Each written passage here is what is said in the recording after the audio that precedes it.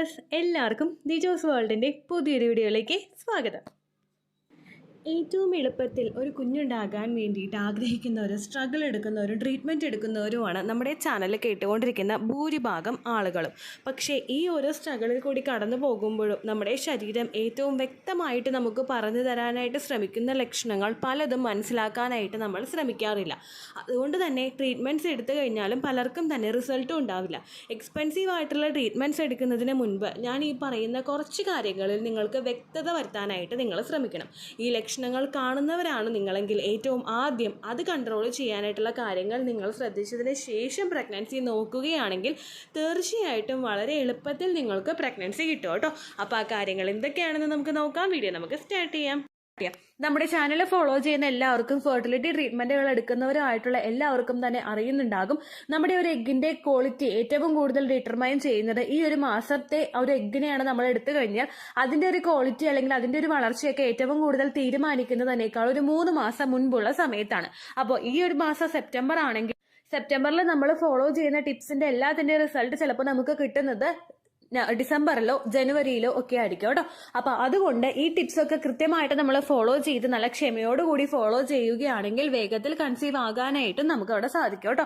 പ്രതീക്ഷ കൈവിടാതെ എല്ലാവരും ട്രീറ്റ്മെന്റുകളിലൂടെയും നാച്ചുറൽ ആയിട്ടുള്ള ഹോം റെമഡീസിലൂടെയും പ്രഗ്നന്റ് ആകാനായിട്ട് ശ്രമിക്കുക കേട്ടോ. ഇവിടെ ഞാൻ പറയാൻ പോകുന്നത് പുവർ എഗ് ക്വാളിറ്റിയെ പറ്റിയിട്ടാണ്. എപ്പോഴും എല്ലായ്പ്പോഴും നമ്മുടെ എഗ്ഗിന് നല്ല ക്വാളിറ്റി ഉണ്ടായിക്കൊള്ളണമെന്നില്ല. ക്വാളിറ്റി കുറയുന്ന ഒരു എഗ്ഗിന് ബീജവുമായിട്ട് ചേർന്ന് ഫെർട്ടിലൈസേഷൻ നടക്കാൻ വേണ്ടിയിട്ടുള്ള ചാൻസസും വളരെയധികം കുറവായിരിക്കും.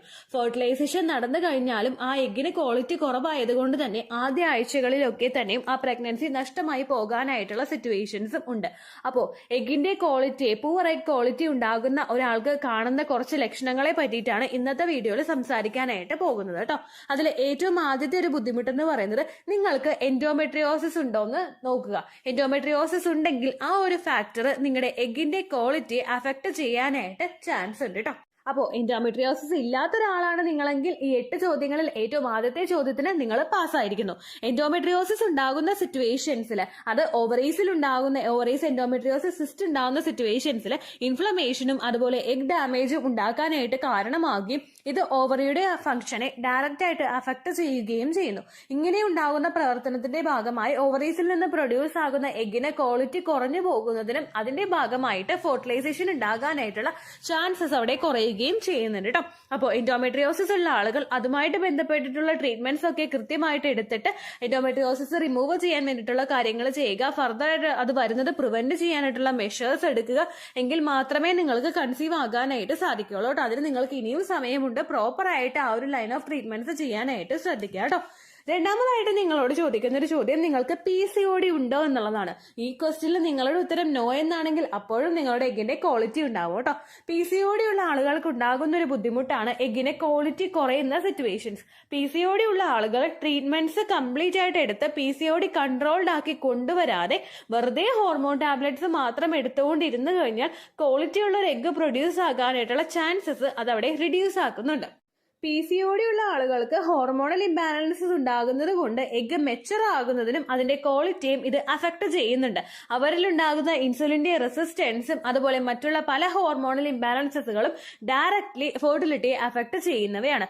PCOD ഉള്ള ആളുകൾ ഹോർമോൺ സപ്ലിമെന്റ്സ് എടുക്കണ്ടെന്നോ ഫെർട്ടിലൈസേഷൻ നടക്കാൻ വേണ്ടിയിട്ടുള്ള ട്രീറ്റ്മെന്റ്സ് ചെയ്യരുതോ എന്നല്ല പറഞ്ഞത്. നമ്മൾ PCOD ഉണ്ടെങ്കിൽ അതൊന്ന് കൺട്രോൾ ചെയ്യാൻ വേണ്ടിയിട്ട് ഷുഗർ കട്ട് ചെയ്യുക, വെയിറ്റ് കൂടുതലാണെങ്കിൽ അത് കുറയ്ക്കാനായിട്ട് നോക്കുക, പാക്കറ്റിൽ വരുന്ന ഫുഡ് ഐറ്റംസും പ്രോസസ്ഡ് ആയിട്ടുള്ള ഫുഡ് ഐറ്റംസ് സ്വീറ്റ്സും ഒക്കെ കഴിക്കുന്നത് നന്നായിട്ടൊക്കെ ഒന്ന് ലിമിറ്റ് ചെയ്ത് കൊണ്ടുവന്ന് ഒരു മാസമോ 2 മാസമോ അതിലൊക്കെ വേണ്ടിയിട്ട് എടുത്ത് 1-2 കിലോ എങ്കിലും മാക്സിമം കുറയ്ക്കാനായിട്ട് ശ്രദ്ധിച്ചിട്ട് മിനിമം കുറയ്ക്കാനായിട്ട് ശ്രദ്ധിച്ചിട്ട് പ്രഗ്നൻസി നോക്കുവാണെങ്കിൽ വേഗത്തിൽ കിട്ടും കേട്ടോ. അപ്പോൾ PCOD ഉള്ള എല്ലാവർക്കും പ്രഗ്നന്റ് ആകാനായിട്ട് സാധിക്കില്ല. ഇക്വാളിറ്റി കുറവായിരിക്കും. അങ്ങനെയല്ല ഉദ്ദേശിച്ചത്. PCOD നമ്മളുടെ കൺട്രോളിൽ തന്നെ നമുക്ക് കൊണ്ടുവന്ന് തിരുത്തിക്കൊണ്ട് വരാൻ പറ്റുന്ന ഒരു ലൈഫ് സ്റ്റൈൽ ഡിസീസസ് ആണ്. PCOD ഉണ്ടായിട്ട് വിവാഹം കഴിഞ്ഞിട്ടുള്ള ആദ്യ നാളുകളിൽ തന്നെ പ്രഗ്നന്റ് ആകുന്ന ഒരുപാട് പേരും ഉണ്ട് കേട്ടോ. അപ്പോൾ മാക്സിമം നമ്മളെ കൊണ്ട് പറ്റുന്ന രീതിക്ക് എഗ് ക്വാളിറ്റി കൂട്ടാൻ വേണ്ടിയിട്ടുള്ള കാര്യങ്ങൾ ചെയ്ത് കഴിഞ്ഞാൽ വേഗത്തിൽ ഫെർട്ടിലൈസേഷൻ സംഭവിക്കും കേട്ടോ. അടുത്തൊരു ക്വസ്റ്റ്യൻ എന്ന് പറയുന്നത് നിങ്ങൾക്ക് ഓട്ടോ ഇമ്മ്യൂൺ കണ്ടീഷൻസ് ഉണ്ടോ, അതായത് തൈറോയ്ഡ് പോലുള്ള ബുദ്ധിമുട്ടുകൾ. തൈറോയ്ഡ് നമ്മൾ ട്രീറ്റ് ചെയ്യാതെ തന്നെ വെക്കുവാണെങ്കിൽ അതിന്റെ ഭാഗമായിട്ടും നിങ്ങളുടെ എഗ്ഗിന്റെ ക്വാളിറ്റി കുറയാനായിട്ട് ചാൻസ് ഉണ്ട്. അത് മാത്രമല്ല, തൈറോയ്ഡ് നമ്മൾ ട്രീറ്റ്മെന്റ് നടത്താതെ മുൻപോട്ടേക്ക് കൊണ്ടുപോവുകയാണെങ്കിൽ ആദ്യത്തെ ട്രൈമസ്റ്ററിൽ തന്നെ മിസ്കാരേജ് ആയി പോകുന്നതിനുള്ള ചാൻസസും അത് വർദ്ധിപ്പിക്കുന്നുണ്ട് കേട്ടോ. അതുകൊണ്ട് മാക്സിമം ആ ഒരു കാര്യം നിങ്ങൾ ശ്രദ്ധിക്കണം. തൈറോയ്ഡിന്റെ പ്രോപ്പർ ആയിട്ട് ട്രീറ്റ്മെന്റ് എടുക്കാനായിട്ട് നിങ്ങൾ ശ്രദ്ധിക്കണം കേട്ടോ. നാലാമതായിട്ട് ശ്രദ്ധിക്കേണ്ട കാര്യം, നിങ്ങളുടെ സൈക്കിള് ഷോർട്ട് ആണോ എന്ന് ശ്രദ്ധിക്കുക. അതുപോലെ തന്നെ മോർ ദാൻ 35 ഡേയ്സ് ആണോ നിങ്ങളുടെ സൈക്കിൾ ലെങ്ത് എന്നുള്ള കാര്യവും കൂടി കൃത്യമായിട്ട് മോണിറ്റർ ചെയ്യണം. 21-നേക്കാളും കുറവും 35-നേക്കാളും കൂടുതൽ മെൻസ്ട്രൽ സൈക്കിള് പോകുന്ന ഒരാൾക്ക് ക്വാളിറ്റി ഉള്ള ഒരു ഫോളിക്കുലാർ ഫേസും ലൂട്ടിയൽ ഫേസും ഉണ്ടാകാനായിട്ടുള്ള ചാൻസസ് കുറവാണ്. ഏതെങ്കിലും ഒന്ന് വളരെയധികം കൂടി പോവുകയോ ഏതെങ്കിലും ഒന്ന് വളരെയധികം ഷോർട്ടായി പോവുകയോ ചെയ്യുന്ന സിറ്റുവേഷൻസിൽ ഹോർമോൺസിന് നന്നായിട്ട് പ്രവർത്തിക്കാൻ പറ്റാതെ വരികയും ഫെർട്ടിലൈസേഷനും ഓവലേഷനും ഒക്കെ ഉണ്ടാവാനായിട്ടുള്ള ചാൻസസ് അതിന്റെ ഭാഗമായിട്ട് കുറയുകയും ചെയ്യുന്നു. അപ്പോൾ സൈക്കിള് ഷോർട്ടായി പോകുന്ന ആളുകൾ ഇത് ഷോർട്ടായാലും 1 മാസത്തിൽ 2 തവണ പീരീഡ്സ് അല്ലേ, ആ പോട്ടെ എന്ന് പറഞ്ഞിരിക്കാനായിട്ട് പാടില്ല. ഡോക്ടറെ ഉടനെ കാണാനായിട്ട് പോകണം. അതുപോലെ 35 ദിവസത്തിനേക്കാളും കൂടുതൽ മെൻസ്ട്രേഷൻ പോയിട്ട് എന്നാണ് പീരീഡ്സ് ആകുന്നത് എന്ന് കൃത്യമായിട്ടൊരു ദിവസം കണ്ടുപിടിക്കാൻ പറ്റാത്ത ആളുകളും ആ പീരീഡ്സ് എങ്ങനെയെങ്കിലും ആയിക്കോട്ടെ എന്ന് വിചാരിച്ചിരിക്കാതെയും ഏതെങ്കിലും ഒരു ദിവസം പീരീഡ്സ് വരുന്നുണ്ടല്ലോ അങ്ങനെ ഒരു വിചാരത്തിലിരിക്കാതെ ഉടനെ തന്നെ ഡോക്ടറെ പോയി കണ്ടിട്ട് എന്ത് ഹോർമോണൽ ഇംബാലൻസസ് ആണോ നിങ്ങൾക്കുള്ളത് അത് പരിഹരിച്ച് മുൻപോട്ടേക്ക് പോയി കഴിഞ്ഞാൽ മാത്രമേ നിങ്ങൾക്ക് കൺസീവ് ആകാനായിട്ട് സാധിക്കുകയുള്ളൂ കേട്ടോ. ഈ പല ഹോർമോണൽ ഇഷ്യൂസും നമ്മൾ ട്രീറ്റ് ചെയ്തിട്ടില്ലെങ്കിൽ ഏജ് കൂടുന്നതിനനുസരിച്ചിട്ട് പിന്നെയും നമ്മുടെ ആ ഒരു എഗ് റിസർവ് കുറഞ്ഞു പോകുന്നതിനും പ്രഗ്നൻസി എന്ന് പറയുന്നൊരു ആഗ്രഹം നമ്മുടെ നീണ്ടു പോകുന്നതിനും അത് കാരണമാകും കേട്ടോ. അടുത്തതായിട്ട് നിങ്ങൾ ശ്രദ്ധിക്കേണ്ട ഒരു ക്വസ്റ്റ്യൻ എന്ന് പറയുന്നത്, നിങ്ങൾക്ക് അൺപ്രഡിക്റ്റബിൾ ആയിട്ടാണോ പീരിയഡ്സ് ഡേറ്റ് ഉണ്ടാകുന്നതെന്ന് നോക്കുക. ചില ആളുകൾക്ക് 21, ചില ആളുകൾക്ക് 29, ചില മാസങ്ങളിൽ 35, ചില മാസങ്ങളിൽ നേരെ 22 അങ്ങനെയൊക്കെയാണ് പീരിയഡ്സ് ഡേറ്റ് പോകുന്നതെങ്കിലും അപ്പോഴും നമ്മുടെ ഓവറീസ് നന്നായിട്ട് പ്രവർത്തിക്കാത്ത സിറ്റുവേഷൻസ് ഉണ്ടാകും. ഹോർമോൺസ് നന്നായിട്ട് പുറപ്പെടുവിപ്പിക്കാൻ പറ്റാത്ത സിറ്റുവേഷൻസും ഉണ്ടാകും. അങ്ങനെ പീരിയഡ്സ് പോകുന്നതും നല്ലതല്ല. അതുകൊണ്ട് ഇറഗുലർ ആയിട്ട് പീരിയഡ്സ് പോകുന്ന ആളുകൾ നിങ്ങൾക്ക് എപ്പോഴെങ്കിലും ഓവുലേഷൻ്റെതായിട്ടുള്ള സിംറ്റംസ് നാച്ചുറലി ഉണ്ടാകുന്നുണ്ടോ എന്ന് നോക്കുക. ഓവുലേഷൻ സിംറ്റംസ് ഒന്നും കാണുന്നില്ല, പീരിയഡ്സ് ഭയങ്കര ഇറഗുലർ ആയിട്ടാണ് പോകുന്നതെങ്കിൽ അപ്പോഴും നിങ്ങൾ വെയിറ്റ് ചെയ്യാനായിട്ട് പാടില്ല. തൊട്ടടുത്ത സൈക്കിളിൽ തന്നെ നിങ്ങൾ ഡോക്ടറെ പോയി കാണാനായിട്ട് പ്രത്യേകം ശ്രദ്ധിക്കണം കേട്ടോ. അടുത്തൊരു ചോദ്യം എന്ന് പറയുന്നത്, നിങ്ങളുടെ പീരിയഡ്സ് ഹെവിയോ അല്ലെങ്കിൽ വളരെ ലൈറ്റ് ആയിട്ടുള്ള പീരിയഡ്സോ ആണോ? നോ എന്നാണെങ്കിൽ, നോർമൽ ആയിട്ടുള്ള പീരിയഡ്സ് ആണെങ്കിൽ ഓൾമോസ്റ്റ് പ്രശ്നങ്ങളൊന്നും ഇല്ലാന്ന് തന്നെ നമുക്ക് ഊഹിക്കാനായിട്ട് സാധിക്കും. ഒരു 7ാമത്തെ ദിവസത്തിനകത്ത് തന്നെ നമ്മളുടെ പീരിയഡ്സ് നിൽക്കുവാണ്. അത് അത്യാവശ്യം ഫ്ലോ ഉണ്ടായിരുന്നു ആദ്യത്തെ 3 ദിവസങ്ങളിൽ. പിന്നീട് അങ്ങോട്ടേക്ക് ഫ്ലോ ഇച്ചിരി കുറഞ്ഞാലും പ്രശ്നമില്ല. പക്ഷെ ആദ്യത്തെ 3 ദിവസങ്ങളിലൊക്കെ നോർമലി ഒരു ദിവസം 2ഓ 3ഓ പാഡ് ചേഞ്ച് ചെയ്യേണ്ട തരത്തിൽ ബ്ലീഡിംഗ് ഉണ്ടായിട്ടുണ്ടെങ്കിൽ അത് ഹെൽത്തി ആയിട്ടുള്ള ഒരു പീരിയഡ്സ് തന്നെയായിരിക്കും. അത് നമ്മൾക്ക് കൃത്യമായിട്ട് ട്രാക്ക് ചെയ്യാൻ പറ്റുന്നുണ്ടെങ്കിൽ ഒട്ടുമിക്ക പ്രശ്നങ്ങളും അവിടെ ഉണ്ടാവില്ല എന്നൊരുവിധം നമുക്ക് അനുമാനിക്കാനായിട്ട് സാധിക്കും കേട്ടോ. അങ്ങനെയൊക്കെ ബുദ്ധിമുട്ടുകളൊന്നും നമുക്ക് ഉണ്ടാകുന്നില്ലെങ്കിൽ എഗ്ഗിന് ക്വാളിറ്റി ഉണ്ടാകും. നിങ്ങളൊന്ന് നാച്ചുറലി ഒന്ന് നന്നായിട്ട് ട്രൈ ചെയ്ത് നോക്കുവാണെങ്കിൽ വേഗത്തിൽ കൺസീവ് ആകാനായിട്ട് നിങ്ങൾക്ക് സാധിക്കും. 7ാമത്തെ ഒരു ചോദ്യം എന്ന് പറയുന്നത്, നിങ്ങൾക്ക് പീരിയഡ്സ് മിസ്സാകുന്നുണ്ട് എല്ലാ മാസവും പക്ഷേ പ്രഗ്നൻസി ആകുന്നില്ല. നമ്മൾ എക്സ്പെക്ടഡ് ഡേറ്റിൽ തന്നെ വെയിറ്റ് ചെയ്ത് നിൽക്കും പാഡും ഒക്കെ വെച്ചിട്ട്, അല്ലെങ്കിൽ നമ്മൾ പ്രഗ്നൻസി ടെസ്റ്റ് ചെയ്ത് നോക്കും പക്ഷേ റിസൾട്ട് നെഗറ്റീവ് ആയിരിക്കും. പീരിയഡ്സ് ഇങ്ങനെ നീണ്ടു പോയിക്കൊണ്ടേയിരിക്കും. മെഡിസിൻ എടുത്തിട്ട് പീരിയഡ്സ് ഉണ്ടാകുന്ന ആളുകളുണ്ട്. അല്ലെങ്കിൽ എന്താണ് റീസൺ എന്ന് കണ്ടുപിടിക്കാൻ പറ്റാതെ എക്സ്പെക്ടഡ് ഡേറ്റിൽ പീരിയഡ്സ് എക്സ്പെക്ട് ചെയ്യും പക്ഷേ വരില്ല. ഒരു 10 ഡേയ്സ് കഴിയുമ്പോൾ പീരിയഡ്സ് വരും. ഇത് നമ്മുടെ ഒരു സൈക്കിളിന്റെ ലെങ്ത് വളരെ ഷോർട്ടായും ലോങ് ആയും പോകുന്ന കണ്ടീഷൻസ് മൂലം ഉണ്ടാകുന്നവയാണ്. അങ്ങനെ പീരിയഡ്സ് പോകുന്നവർക്കും ഞാൻ തുടക്കത്തിലേ പറഞ്ഞിട്ടുള്ള എന്തെങ്കിലുമൊക്കെ ഹോർമോണൽ ഇംബാലൻസസ് നിങ്ങൾക്കുണ്ടാകും. അതുകൊണ്ട് അങ്ങനെയുള്ള സിറ്റുവേഷൻസ് വരുന്ന സമയത്തും നിങ്ങൾ ഡോക്ടറെ കാണാനായിട്ട് പ്രത്യേകം ശ്രദ്ധിക്കണം കേട്ടോ. അതുപോലെ പീരിയഡ്സ് പോകുന്ന സമയത്ത് അതിശക്തമായിട്ടുള്ള വേദനകളോ മറ്റുള്ള ഹെൽത്ത് ഇഷ്യൂസോ ഉണ്ടെങ്കിലും നിങ്ങൾ ഡോക്ടറെ പോയി കാണണം. അത് എഗ്ഗിന്റെ ക്വാളിറ്റിയെ ഡയറക്റ്റായിട്ട് അഫക്ട് ചെയ്യുന്നതല്ലാത്തത് കൊണ്ടാണ് ഞാൻ അതിവിടെ മെൻഷൻ ചെയ്യാത്തത് കേട്ടോ. 8ാമതായിട്ട് നിങ്ങൾ ശ്രദ്ധിക്കേണ്ട കാര്യം, വിവാഹം കഴിഞ്ഞിട്ട് കൃത്യമായിട്ട് 1 വർഷം നിങ്ങൾ ട്രൈ ചെയ്തിട്ടുണ്ട്. ഈ 1 വർഷം പ്രോപ്പറായിട്ട് ട്രൈ ചെയ്തിട്ടും നിങ്ങൾ കൺസീവ് ആകുന്നില്ലെങ്കിൽ പിന്നെ വെയിറ്റ് ചെയ്യാനായിട്ട് പാടില്ല. കാരണം പ്രഗ്നൻസി നീണ്ടു പോകുന്നതിനുള്ള പ്രധാനപ്പെട്ട ഒരു റീസൺ നിങ്ങളുടെ എഗ്ഗിന്റെ ക്വാളിറ്റി കുറയുന്നതും ആയിരിക്കാം. 1 വർഷം നമ്മൾ ട്രൈ ചെയ്യുന്നുണ്ടെങ്കിലും നമ്മൾക്ക് ആകെ 12 തവണയെ ട്രൈ ചെയ്യാനായിട്ട് പറ്റുന്നുള്ളൂ. കാരണം 12 തവണയെ നമുക്ക് അവിടെ എഗ്ഗ് പുറത്തേക്ക് വരുന്നുള്ളൂ.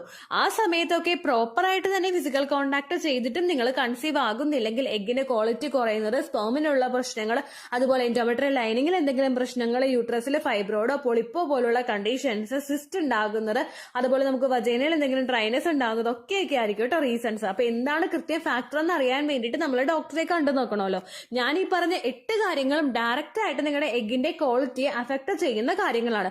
ഈ 8 ചോദ്യങ്ങൾ ഞാൻ നിങ്ങളോട് ചോദിച്ച് 8 ചോദ്യങ്ങൾക്കും നിങ്ങളുടെ ഉത്തരം നോ എന്നാണെങ്കിൽ പ്രോപ്പർ ആയിട്ട് നിങ്ങളൊന്ന് ട്രൈ ചെയ്ത് നോക്കുക. കാരണം നിങ്ങളുടെ എഗിന് നല്ല ക്വാളിറ്റി ഉണ്ട്.